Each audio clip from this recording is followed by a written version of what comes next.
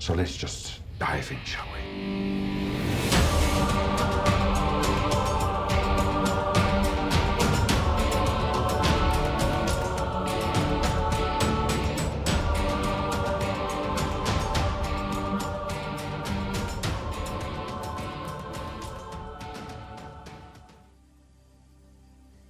Some people have got it hard and fast in their mind that they're not going to enjoy the film and they don't want to enjoy it, and it's going to be a piece of rubbish. And that's fine. Look, I can't please everybody, but it seems to me that it's been quite nice to watch people have a positive reaction. The nicest reaction is to see people go from, oh, this is going to be utter rubbish, to, and I'm seeing a lot of this, to the, you know what? I think I kind of enjoyed that. Like I did. I kind of enjoyed it. I'm glad I gave it a chance, yeah. There's been a couple of hilarious reviewers who are like, this film's awful. Like, it's just terrible. I mean, yeah, the effects are very good, but it's terrible. I mean, and I like the twist at the end. The auditor guy, the guy with the cuts on his face, he's really good too, but it's a terrible film. But the stuff here is really, really good. It's like, well, do you like it or you do not like it? There is obviously some heavy cognitive dissonance going around, as a lot of people seemingly went in with the mindset, I shall not like this, for there is no Pinhead but Doug Bradley. And that is a point of view I'm not entirely unsympathetic towards, because my initial mindset was also that this was just another rights grab, so I too went in fully expecting to hate it. And that initially did cloud my feelings towards the movie. But then, the subtext, the social commentary, and the story beneath the story increasingly caught my attention. After I was done watching the movie for the first time, it stuck with me, and the more I thought about it, the more it matured on me, the more I found myself liking it. Even the new Pinhead, while no Doug Bradley, wasn't bad. More than that, he was actually pretty good. The biggest problem with the movie for me, the one thing that all other issues can be traced back to, is its incredibly low budget. What was it, $350,000? Yep, $350,000, yeah. Yeah, let's put that into context for a moment. The original Hellraiser was made for $1 million. That's $1986. When you account for inflation, it had about 8 times the money behind it that Judgment did. Modern day Blumhouse movies, low budget by any metric, often have 20 times the budget that Hellraiser Judgment did. Even Dead Snow, an indie horror movie from my neck of the woods, cost nearly 3 times as much to make as Hellraiser Judgment. Take that into consideration, and it becomes kind of impressive what you were able to do with the resources available. So how did you pull this off? My whole directing fee and my writing fee went into the makeup effects.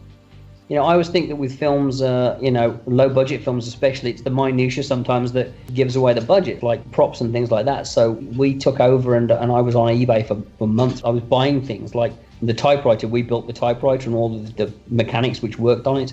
And then things like the funnel that he vomits into, I went and found an antique sale and all the little details and bits and pieces, the glasses and even the suitcase for the assessor.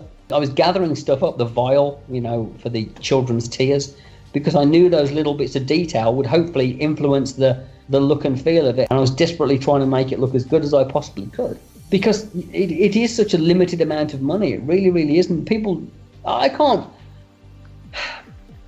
industry's fucked up. I mean, the harsh, crazy reality of the film industry is that you pay, whatever it is, $16.49 for a DVD, and it has no relation to the product you're buying.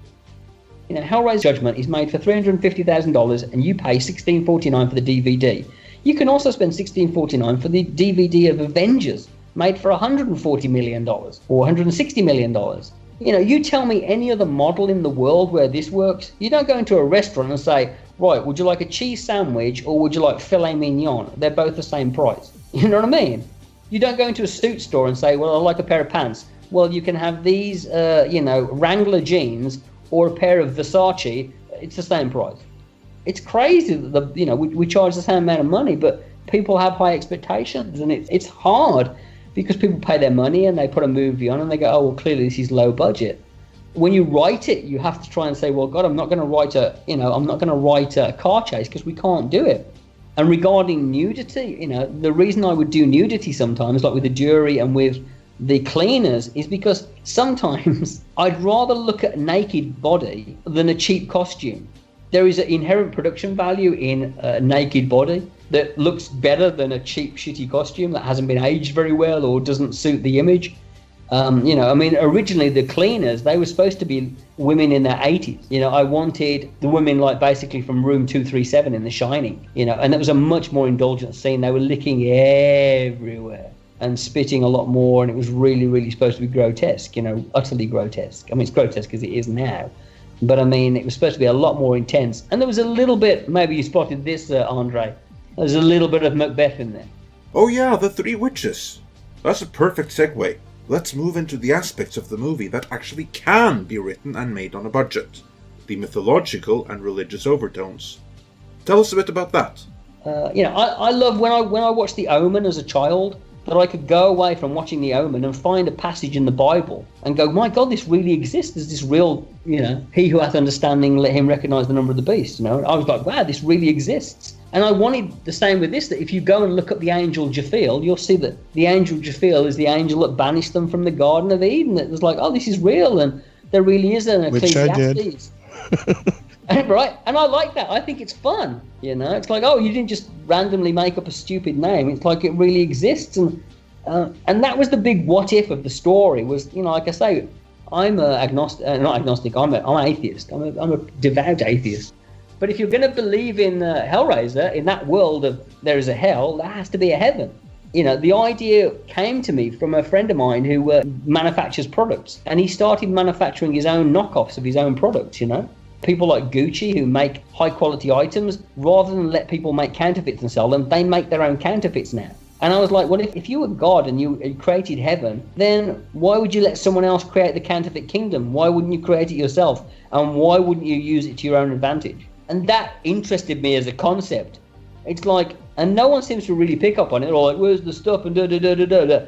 But to me, the interesting factor was like, so you're suggesting that heaven runs hell? Or they're at least involved in it? They're the upper management?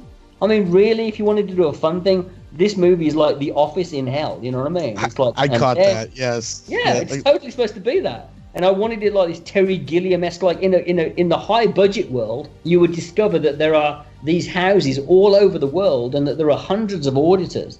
They all look the same, and there are hundreds of jurors and hundreds of things. And there's an idea for a room where you go into a room and there's these giant room full of all these people processing, paperwork and pages. And what you don't see in the cut right now is that when Watkins is skinned and the surgeon drops the skin down to the jury, what they originally do is where they take off the scissors around their neck, they cut the skin up into page sizes. It's then washed, dried, and handed to the auditor. He then walks into the room, puts it down, and those are the pages. It's actually flesh that's being etched with the blood, and that's what the assessor is eating.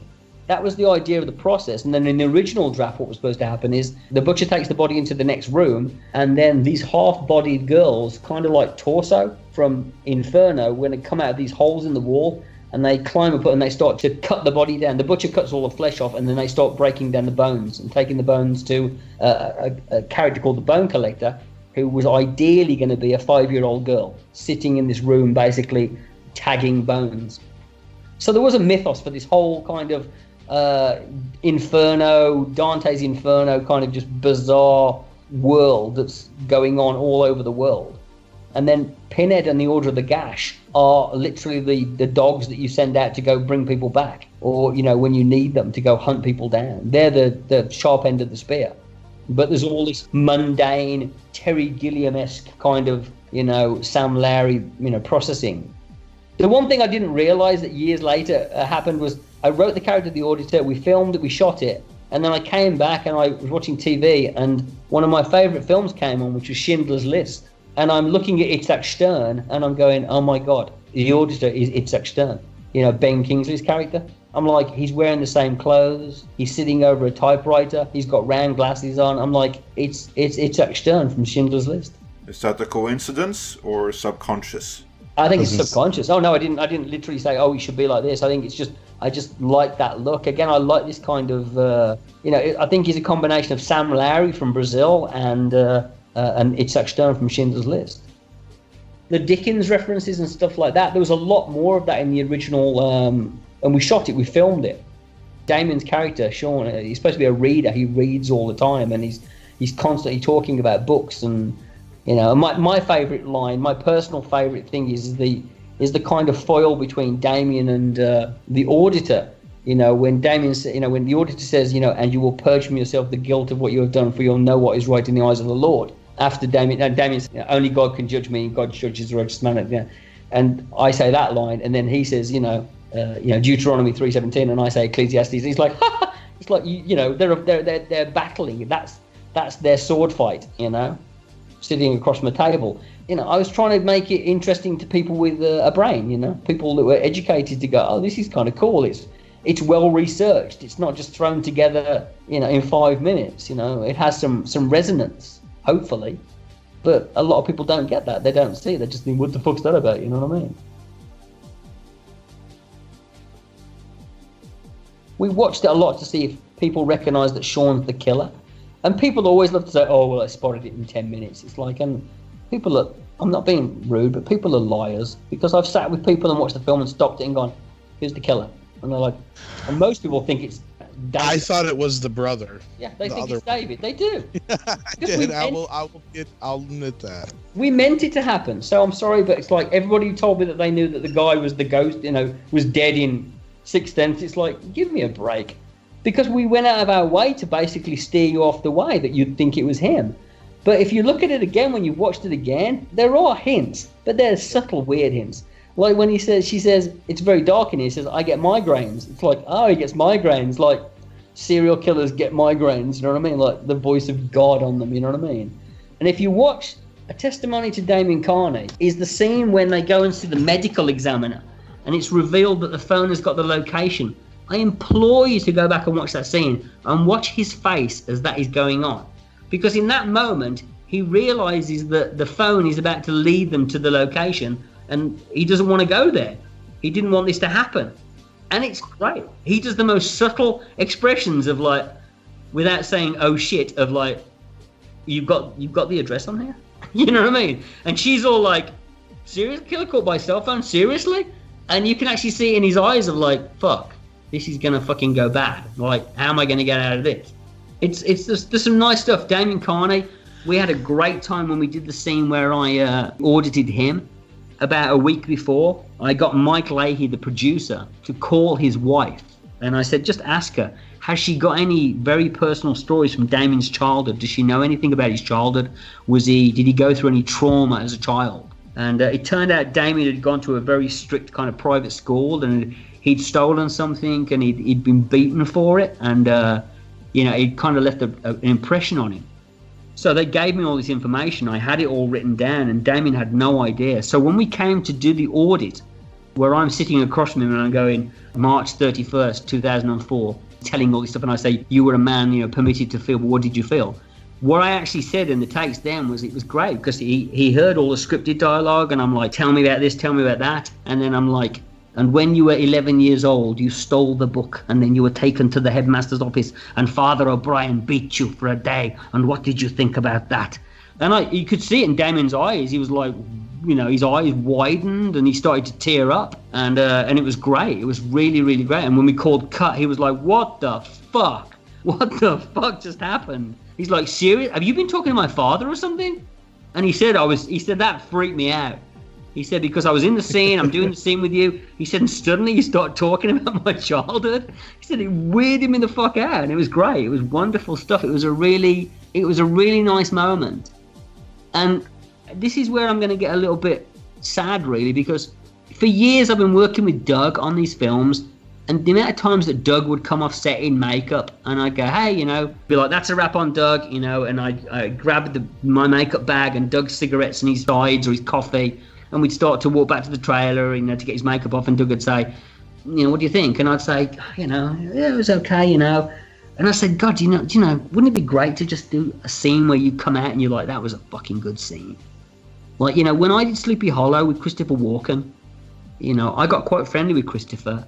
And I asked him one day, I said, do you mind if I ask you something? And Christopher's like, what? I said, can you just tell me about that scene with you and Dennis Hopper in True Romance? How was that? And Christopher, it was great.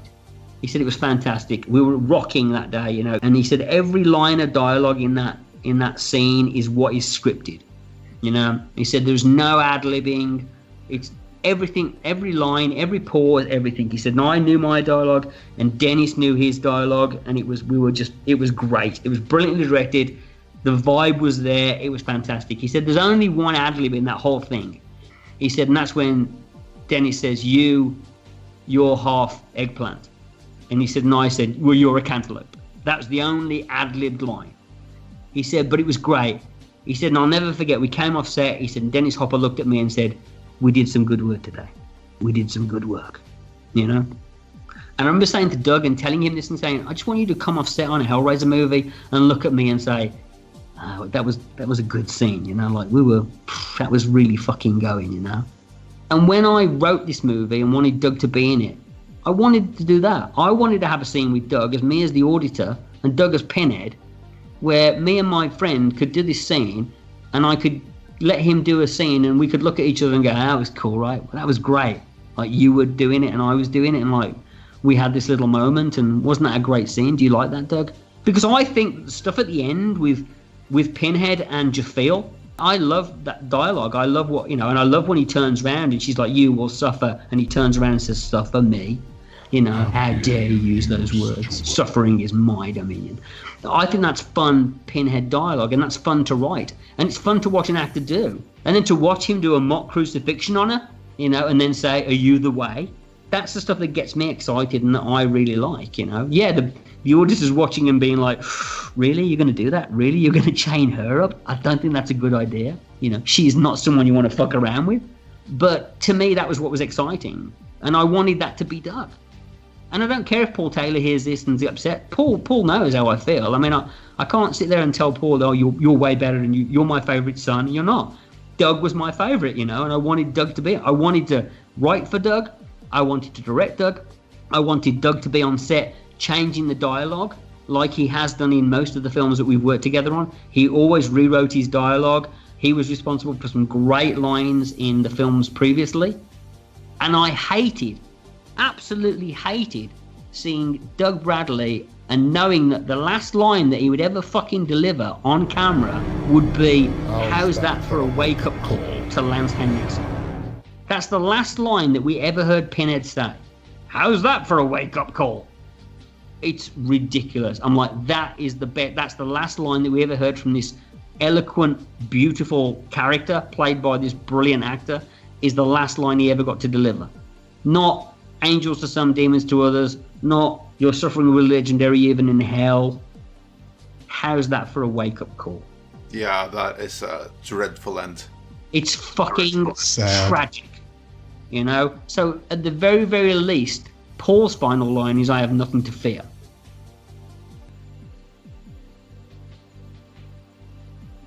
Once we knew that Doug wasn't going to be in it, I made specific changes to the character and to his wardrobe and to little things and the makeup so that Paul would have his own identity. I wanted it to be that if you saw this character, you would know it was Paul Taylor playing it, so he changed his makeup. There's a square missing on the side of the face. There's a new square on the back of the head. I took the paws off. I decided to give him the robes. There's a nod, if you look at the suit, to Scott Derrickson, because I'm a huge Doctor Strange fan.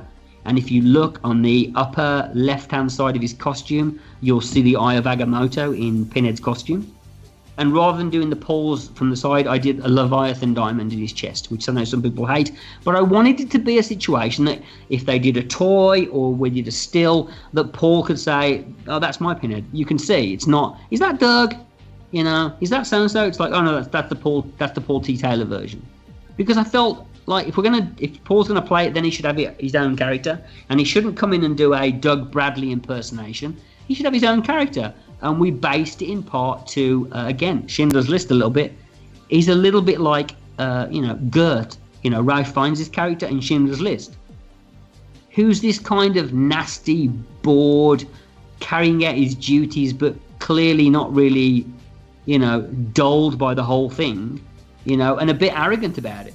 And I wanted him to be like that. Some of it might be a good choice, some of it probably might be poor, but I wanted him to be a bit kind of like, this isn't what I wanted. And if we had more money and more time, there are definitely things I would love to have done, and I would have done a bigger, more extensive chaining of Jafeel. And I would have loved to have done a bigger, derobing of Pinhead. I would have had his robes being shredded away. I would have had the pins being pulled out of his face. I wanted it to be the opposite version of the birth of Pinhead in Hellraiser 2. And I would have had him ending up, in a perfect world with a higher budget. He would have been a homeless man lying in a gutter on a rainy night being turned over by some cop. It would have ended with some cop driving down the street, whoop, whoop, whoop, whoop, pulls out a flashlight, finds this homeless guy lying in the thing, mumbling to himself, the sweet suffering, the sweet suffering. And he rolls him over, and his face is all sliced up, and he's naked. He's got no pins in his face, he's got normal eyes. And the cop goes, Jesus Christ, get me an ambulance, and you cut there, you know what I mean? Would have been something more like that. More like, again, in Dark Crystal, the banishing of the Lord Chamberlain, when they rip all the robes off him and he ends up being this kind of withered, skinny, bird-like character. I would have done that. But, I didn't have any money, and we had literally, 5 minutes to shoot it. So it was like, it had to be that version. But it would have been a much bigger, realised, stripping away of the garb. And the reason for doing that whole banishment thing was because I was damned if I was going to do somebody pulling out a Hellraiser box and saying, go to hell, and doing the same old, same old. And it's like, well, so what else do you do to Pinhead? Oh, you could rip him apart with chains and hooks. Well, I kind of did that in No More Souls. I had him eviscerated and had his skin nailed up onto a torture pillar. So I couldn't really do that again. So what I thought of was like, if you were the king of your kingdom, what would be the worst thing to have happen to you? That would be to be turned back into a mortal. And I do think he's a mortal in the real world. He was a mortal, just like Elliot Spencer, if not Elliot Spencer. And I think, if you've been the head of the order for a long time, the very worst thing that could happen to you is to be demoted, stripped away of your garb and returned back to the horrible social media driven, money orientated world that we live in now, where you mean nothing. I'm glad you brought that up, because in this movie, there is a god, there are angels, and there is a heaven, which is in line with the 2015 novel The Scarlet Gospels, in which Judeo-Christian concepts were retrofitted into the Hellraiser mythology by none other than Clive Barker himself. But bringing those aspects into Judgment does represent a departure from what was established in previous movies. That brings me to my next question. Is Hellraiser Judgment a hard reboot, meaning none of the events of the previous movies happened within this continuity? Or is it a soft reboot, meaning some of the past movies still happened? And if so, which ones? That's a great question. I don't think it's a reboot in terms of, definitely you have to, I think the first two films definitely exist. Although the first three films, because obviously Pinhead is brought back into the fold. So yeah, I think it probably would come after part 3, because we're not in the future where Pinhead dies in space. So yeah, it could be standalone, but it's not really standalone because the mythology, the film requires that you have knowledge of Pinhead and the box and all that kind of stuff. Regardless of what came before, what comes next? Did you write Hellraiser Judgment with sequels or even an Auditor spin-off in mind? I was not thinking of any of that when I wrote this film or made it. I was literally trying to swim from the boat to the shore to save my life. I wasn't thinking about building a house on the island. I wasn't thinking about what am I going to have for dinner when I get there. I was like, I'm just trying to survive. I'm just trying to keep my head above water, and if I make it to the beach, then we'll worry about it then. Because it would have been so arrogant to say, oh yeah, well in my dark trilogy that I'm planning, this is part 1. It's like, I was like, I'm doomed. This is going to fucking sink like a rock, and I'm going to be, cast out. So all of the ideas were never written with an idea for the bigger picture. Like, even Paul Taylor's come to me and been like, so I had a rumor that you were going to rewrite Pinhead as a girl and bring her back. I'm like, Paul, I'm not writing anything. I haven't planned anything, nothing at all. If it were to happen and they were to ask you to come back, did you have any ideas in mind now that you've had time to think about it? You could do something along the lines of things continue on in hell. A new head of the Order of Gash is brought in who really doesn't get on with the Auditor. The Auditor doesn't like them. And then the Auditor, unbeknown to them, starts to leave breadcrumbs for the character that was Pinhead to find his way back to the Lemon configuration. So that eventually when there's a big showdown, that this, basically the gloves come off between the auditor and this new hell priest, and that, the lights come up and guess who steps into the ring, and it's, it's our new Pinhead.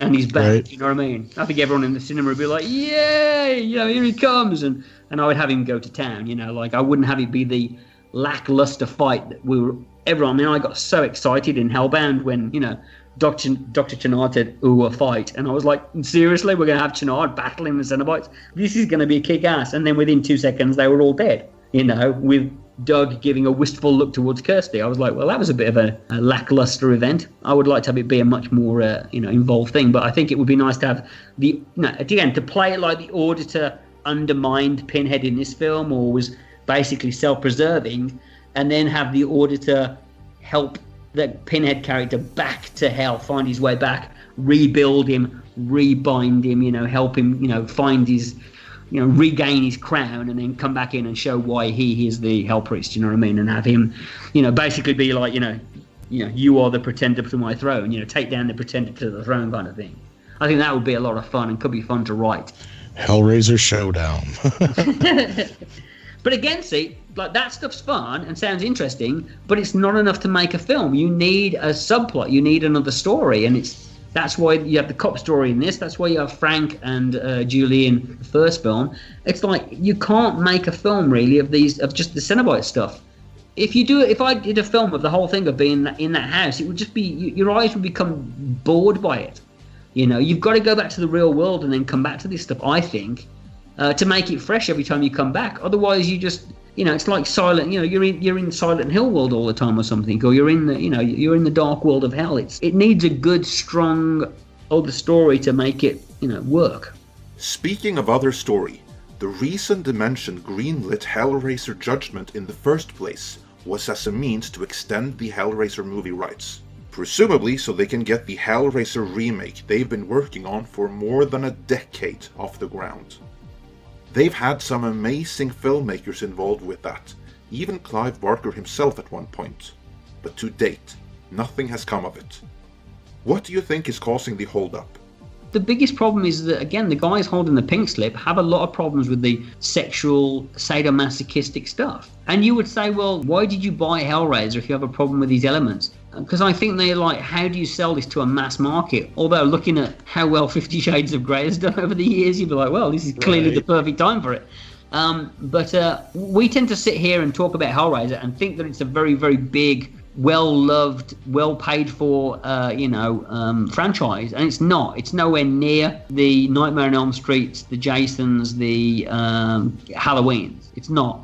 It's a very kind of cult, divided audience. And a lot of people, if you talk to them about it, are like, what the fuck is that shit about? Like, it's fucking weird and a bit trippy and a bit crazy. And I think you can make a Halloween movie that'll make $100 million probably at the box office. You can definitely make a Conjuring or a Sinister, and parents won't have a problem sending little Crystal and her friends to go to the movies to go watch, Insidious. But I think they might have a problem going to send their children off to see a film, to see a movie about sadomasochistic demons from hell. I think it's hard sell as a big budget, for the masses consumption film, because it's got such dark elements.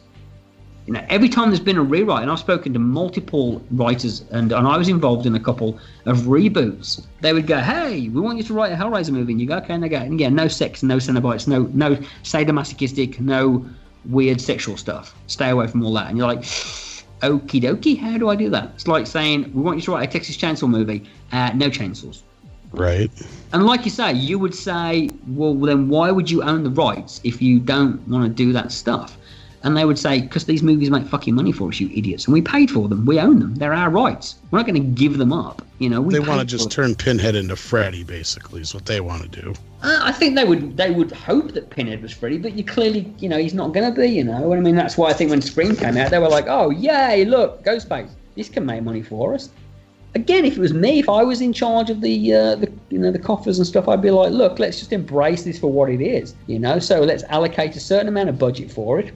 And we know what it'll probably do, so let's go away and make let's make a $3 to $5 million film. But the truth is, there's not a lot of glamour in the film industry. Producers don't want to make those films. They don't see anything glamorous about it. It's not exciting. No one wants to say, hey, I'm putting together this $3 million horror film, right now. It's like there's nothing sexy about it. It's like when we were looking for cast on this film. I remember joking to Mike Leahy and saying, no actor we go to is going to be excited when I say, hey, would you like to be in the 10th sequel to Hellraiser? When we were going to casting agents, right. They were like, let's get the very best female leads we can for the film. I was like, no one's going to be like, yay. I remember back on Inferno, when Craig Sheffer came to my workshop and we did a live cast on Craig, and he looked up and saw the poster for Hellraiser Bloodline. And he went, what's that? And we were like, that's Hellraiser 4. And he went, they did a part 4? Well, what number is this? And we were like, it's part 5. And he's like, oh, Jesus. I thought this was like the 3rd one. He's like, no. He's like, this is the 5th one? He's like, what the fuck am I doing in Hellraiser 5? It was one of those moments that you were like, duh, it was like hilarious, but you couldn't laugh, I think he walked out the shop and we were like, they made a 5? They made a 4? Seriously? It's not sexy, like I say. I felt a bit bad for the actors, it's like, when you're in drama school, nobody's in drama college or in acting academy going, well, I can't wait to get that call on Hellraiser 10. Yeah, that might not be the lifelong ambition of everyone graduating from acting school. So outside of yourself, Paul T. Taylor, and Heather Langenkamp, how did the rest of the actors react to being cast in Hellraiser Part 10? Were they excited? They were. They actually were. The only one who I had any problems with was Randy Wayne, who played David Carter. And the only reason Randy was a bit more tricky was Randy's got a pretty extensive CV. If you look, he's a good-looking kid and he's done a lot of stuff. And I think he wants you to believe that you know what you're doing.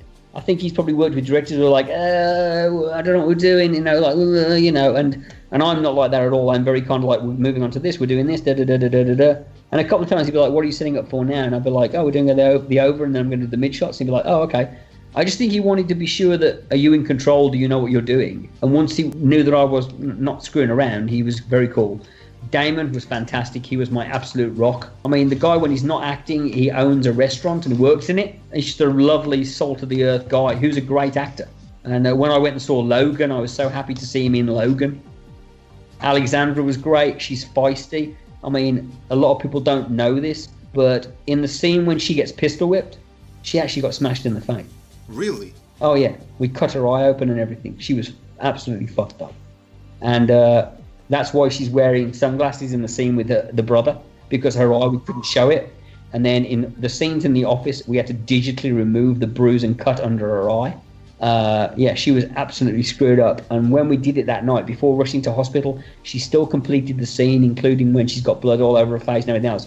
But if you watch the take, when he pistol whips her, he accidentally, I said, just raise your hand, and Damien didn't, and he actually brought his hand down, and the mag ejected from the gun and hit her in the eye, just below the cheekbone. You can actually hear it. She goes, oh, and that's the original audio.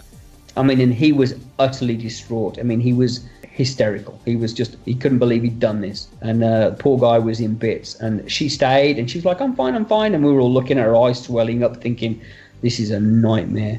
And we did once we just finished the scene, and she stayed, she got the scene, and like an hour later we took her to hospital and they did everything. But that's why she's wearing sunglasses in that one scene, and all the scenes in the office. You talk about people, again, it's a great thing when people go, oh, there's not much CGI in this, the CGI in it that really sucks, is really bad, and it's like, yeah, really, the CGI sucks? Well, let me just tell you, she's got a giant 1-inch laceration under her eye, spot that. And secondly, the entire outside of the police station had Oklahoma Flower Store written on the outside of it in big letters, and they removed it and put police station on the outside of it. So go fuck yourselves, people who say there's no good CGI in the movie. Just because you watch the Jaffiel get ripped apart and you go, oh yeah, bad CGI. All the good CGI that Matt Garducki did on his own time, removing the cut from under her eye and changing the outside of the police station. Fantastic job, Matt. One of the funniest stories I can tell you is we were doing the scene when David and Alison get chained and ripped out through the wall. And we're doing it very, very low tech, so it's putting them on a cable, attaching a chain, and then pulling them on a like a skateboard dolly, you know, and I'm working with a stunt guy, and I walk over and I say, look, well, let's just hook him to the thing, and and I'm basically hands-on attaching the stuff with him, you know, in order to make up. I think it wasn't in order. No, it wasn't in order to make up. It was the day before. So I'm trying to rig the chain up to them, and I need a Leatherman, and I carry my own Leatherman like I do when I'm a makeup effects guy. I have a Leatherman and I have a torch, and I pull out my Leatherman and I start cutting the wire, and I look at the special effects stunt guy. He looks at me and I went, "What? Are you okay?" And he said, "Yeah, I've just never worked with a director who has his own Leatherman." And he didn't kind of stand there and say, "Oh, you need to let me do that." He was like, "Hey man, clearly you've done this before. You know, what do you need? I'll just stand back and let you do it." And I mean, that was nice, because so many times they would come in, technicians would come in and say, they would kind of be really happy and to work on the film. And I'd say to the producer, they were really happy. And they go, "Are you kidding?" They looked at your resume, you know. They're like, "That guy worked with Tim Burton, and that guy worked with Rennie Harlin, and da-da-da-da-da, like, this will be fun," you know. And it was everybody turned up ready to rock. And the nicest thing I can tell you is that I wanted to shoot the title sequence. I didn't want to just do black card with letters on it. And I said to Mike Leahy, I was like, "Look, you know, we own the camera, right? You know, we're renting it." I said, "Can I just come in on the weekend and just shoot a title sequence, and we'll do pages and I'll write them all up and da-da-da-da-da, you know, that kind of stuff?" And he was like, "Yeah, sure, no problem." He's like, you know, so I said to the DP, I was like, "Me and you will just come in and on our own. Do you mind coming in, Sam?" And Sam was like, No, we'll come in, we'll set the camera up, and we'll just shoot some stuff for a title sequence and maybe shoot some inserts. So I arrive on the Saturday morning at, like, you know, lunchtime to shoot for like 4 or 5 hours, and there were like 9 crew there, 9 guys. The grips came in, the electrics came in, and I was like, you know, what's going on? And I said to Mike Leigh, the producer, "So we paying for these guys?" He's like, "They all came in for free. They all came in for free." They all just said they wanted to come in and help. They thought it was really cool, and they had a great time during the week. So they all wanted to come in. Yeah, and then they came in the next weekend. They were like, on the Friday night, they were like, "So do you want to come tomorrow and shoot some stuff?" And I was like, "Really?" And they were like, "Yeah." And honestly, it just brought tears to my eyes, you know what I mean? You're like, really? To have people come and work for you for free and say, "Yeah, we're enjoying this. This is good fun." The one thing I learned as a director, and because you don't get it very often, is that at the end of the day, when, you know, it's like, that's a wrap, it's the easiest thing to do, to go outside and to walk to each truck and each trailer, or to walk back to the grip room and just stick your head through the door and say, "Hey guys, thank you very much. I really appreciate it. You know, thanks for helping out today." You know, go in the makeup trailer and thank the makeup team, and go to the craft service people and say, "Hey, thank you. I really appreciate it." It takes 5 minutes of your time. And I've worked with so many directors who just walk off and they don't say thank you. And it's like, you know, makes such a difference, you know. It's like you do that, and it's not disingenuous. It's not manipulation in any way. You know, genuinely respected. And I had the greatest crew. They were all fantastic. Everybody worked their guts out, and you know. And I don't get me wrong. I was an asshole sometimes. A couple of times I was a dick. You know, there was a set that wasn't done the way I wanted it to, and I pulled out the furniture and started throwing it across the room and redressing it and saying, "Look, I'm going to do it my way." And it was only because it wasn't, you know, I wasn't going to let it go, you know. And what I learned was, if you let these things go, then you sit in the edit room later on and you just go, "Oh, why didn't I change that? Why didn't I change it? You know, why did I let that go?" You know, and yeah, they were fantastic, everybody. I would happily hire everybody who was on that film again. And there was only one time when I had a problem and I changed it, and that person still continued to cop an attitude, and I turned around, and I have a habit of escalating. Like, if you escalate, I'll escalate above you, and if you escalate above me, then I'll escalate even bigger. And this person, it was a wardrobe person, basically, I said, you know, "So everything's good, we'll calm." And she basically was like, "Well, I didn't need calming down." And I said, "Hey, back the fuck off." And she's like, "I'm not going to back the fuck off." And I was like, and I went to the next level. Like, keep going, and you can fucking walk off right now. I can do your job, fuck off, you know. And she bit her lip, but that was the only time I ever got feisty with anybody, because I just felt like, don't disrespect what we're all doing here. Everybody's here for the right reason. And they were great.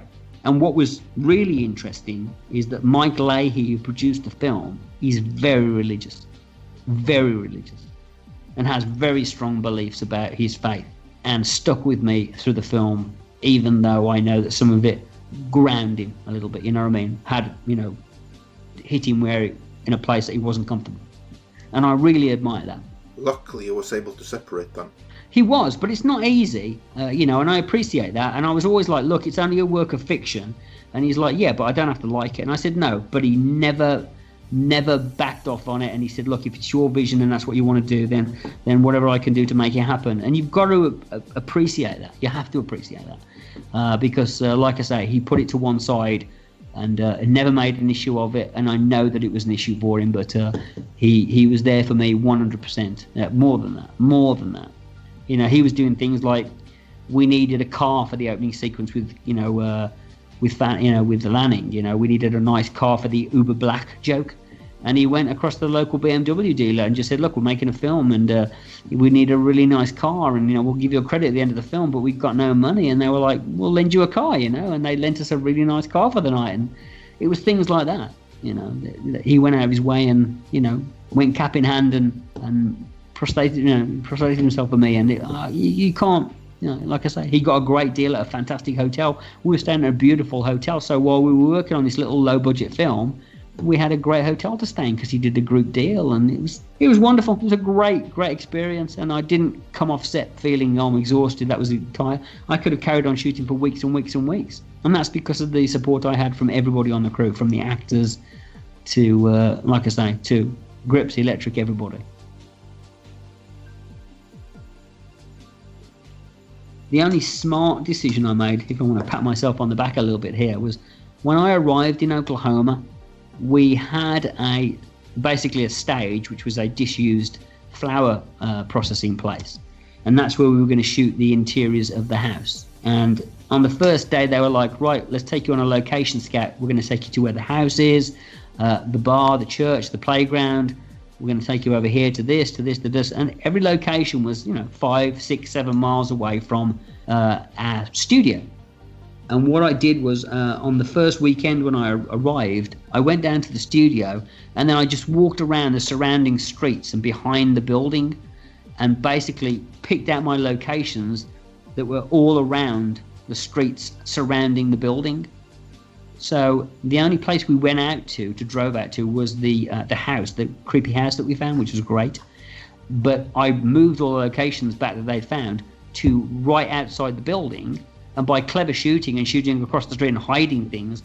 And what it meant was Grip and Electric didn't have to move every day and travel lots of cables and relight everything. We could be based in one place. So it was going to be a pain on locations, which is exhausting. Grip and Electric worked the hardest on it on every film. They're the ones carrying the cameras, moving the track, carrying the lights and all that kind of stuff, and moving cable. And by putting it all in one building and working from that building, they were all on location. So catering could set up in one place. You know, it was warm, you know, and that comes from having been in the trenches of going, you know, you're going to get all these different looks, but it's going to take you an hour to 2 hours to get to location every day. It's going to take them an hour to get the stuff out of the trucks and set it all up. And I can't risk that time. I need that time to shoot, you know. And then at the end of the day, it's going to take them an hour to clean it all up, to get to the next location, to get ready for tomorrow. And it's like, no, put them all here, and that way it's going to be a lot easier shoot. So that experience of making films really came into play. It's like, I remember when I was going to make my first ever film, and I called Clive Barker. I was directing a film back in '96 called Within the Rock. And I called Clive. And I said, hey, Clive, I'm directing a movie. And he was like, great, good luck, my friend. And I was like, can you give me some advice? Can you give me some, you know, give me a line of advice, or can you tell me something I need to know? And I thought, I'm going to get some kind of great, you know, some wisdom line here from Clive Barker. He's going to be like, you know, shoot your coverage like this, or make sure you get this, or, you know, think about your, you know, shots, and da-da-da. And he just said, comfortable shoes. Wear comfortable shoes. It's a lot of walking. Right. Get some comfortable shoes. Probably not bad advice. It's great advice. Trust me, it's one of the pieces of advice I pass on to people all the time.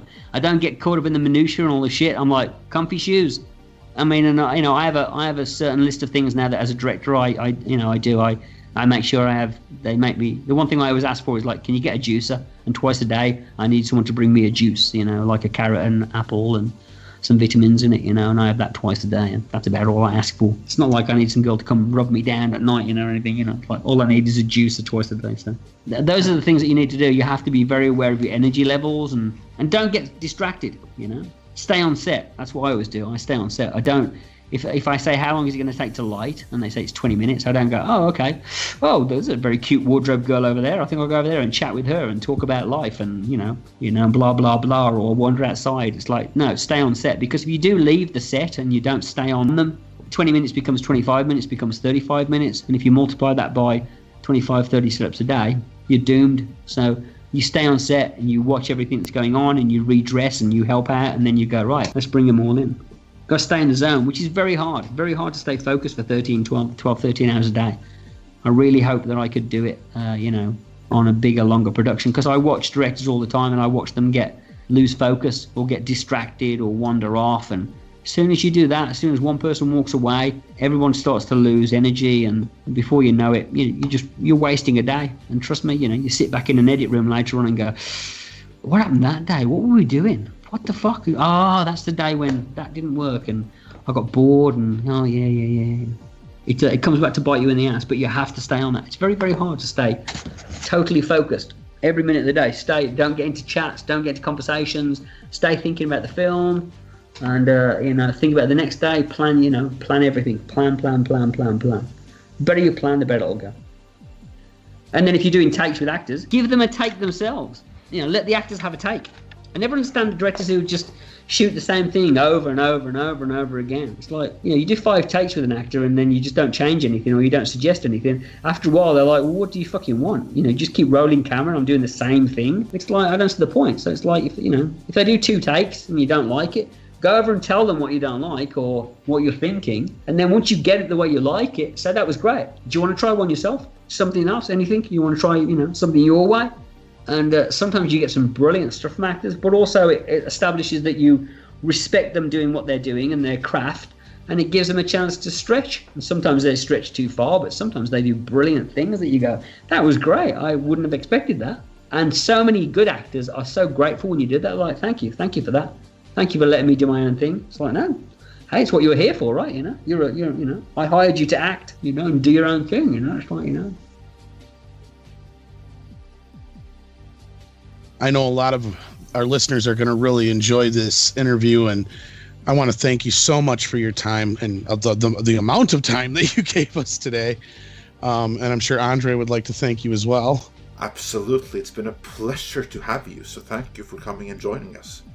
You're very welcome. As you can probably understand, I don't have a problem waxing lyrical and talking for a elongated amount of time. When you talk about 7 films, if it's obvious the math was going to head up there, but I thoroughly enjoyed talking to you guys, and I love the intensity and depth of your questions, and it's a pleasure to talk about. I do love this stuff, and it's not easy. I do feel like I put myself out there and people sometimes slam, but I only try to make it because I really enjoy it. And it does show in Judgment. I will say that there's definitely something different about this one compared to the last at least half dozen films in the series or better.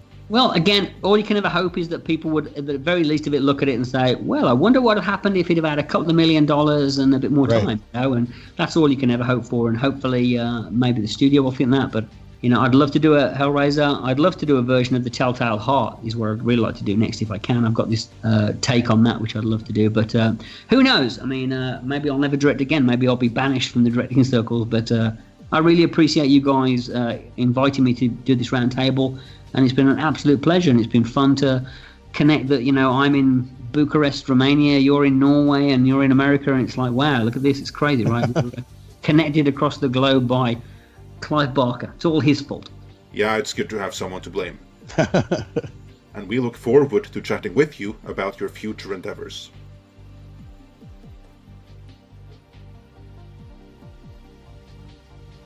If you like this video, then please hit that subscribe button.